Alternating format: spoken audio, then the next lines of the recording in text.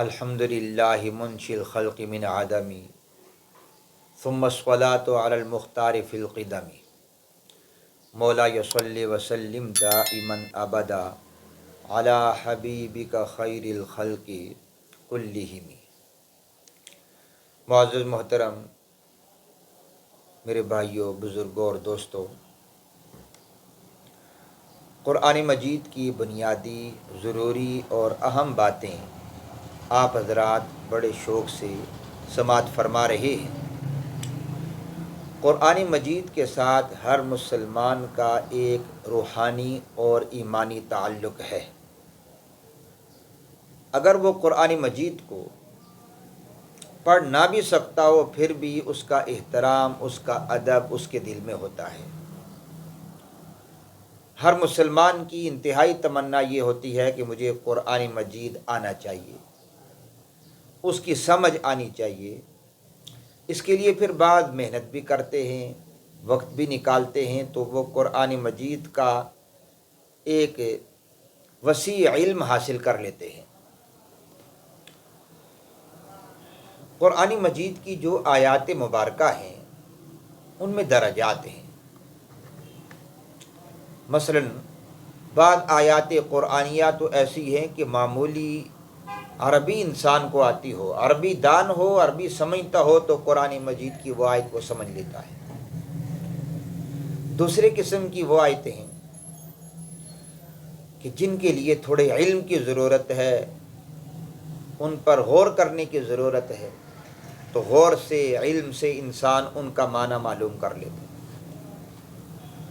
اور تیسری قسم کی وہ آیات ہیں جن کے سمجھنے کے لیے بہت اونچے دماغ اور بہت گہرے مطالعے کی ضرورت پڑتی ہے، پھر جا کر وہ آیات مبارکہ انسان کی سمجھ میں آتی ہیں۔ اور چوتھے نمبر کی تو وہ آیتیں ہیں جن کا صحیح مطلب، صحیح معنی، صحیح مفہوم اللہ ہی جانتے ہیں، اور اللہ نے وہ حضور صلی اللہ علیہ وسلم کو بتایا ہے۔ اس کے علاوہ کوئی بھی ان کا صحیح مطلب، صحیح مفہوم نہیں جانتا، جس طرح کے حروف مقطعات ہیں۔ قرآن مجید کی جو تفسیر کی جاتی ہے اس کے بھی درجات علماء نے ذکر کیے ہیں۔ مثلا پہلا درجہ یہ ہے کہ قرآن مجید کی تفسیر قرآن ہی سے کی جائے، اس کو کہتے ہیں تفسیر القرآن بالقرآن۔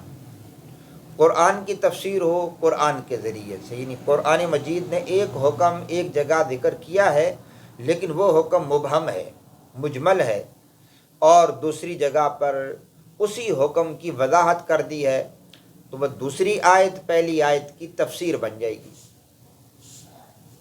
دوسرے درجے میں پھر جب قرآن مجید کی تفسیر ہمیں قرآن سے نہ ملے تو ہم پھر حضور اکرم صلی اللہ تعالی علیہ وسلم کی احادیث سے اس آیت مبارکہ کی تفسیر کریں گے، کیونکہ قرآن مجید کا جو مطلب، جو مفہوم آپ صلی اللہ تعالی وسلم سمجھے ہیں کوئی اور نہیں سمجھ سکتا، کیونکہ آپ پر قرآن اترا ہے تو اللہ رب العزت نے آپ کو سمجھایا بھی ہے۔ اِنَّ عَلَيْنَا جَمْعَهُ وَقُرْآنَ ثُمَّ اِنَّ عَلَيْنَا بَيَانَ۔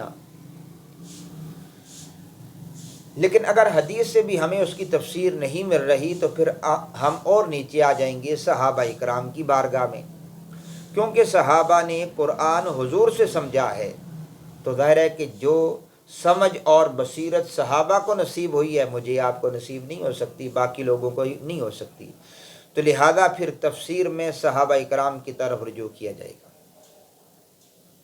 چوتھے نمبر پر پھر جو صحابہ کے شاگرد ہیں، تابعین، انہوں نے صحابہ سے پڑھا ہے قرآن، اس لیے پھر ان سے رجوع کیا جائے گا، وہ اس آیت مبارکہ کی تفسیر کیا کرتے ہیں، کیونکہ ان کا علم بھی گہرا ہے۔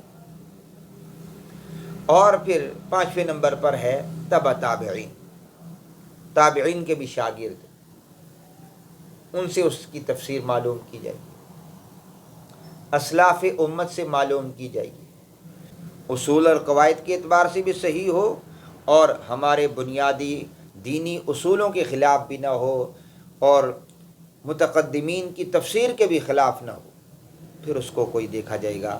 تو بہرحال تفسیر کے مختلف درجات ہیں۔ اللہ تعالیٰ مجھے آپ کو قرآن مجید صحیح سمجھنے کی اور ان بنیادی باتوں کو جاننے کی توفیق عطا فرما دے۔ وآخر دعوانا ان الحمد للہ رب العالمین۔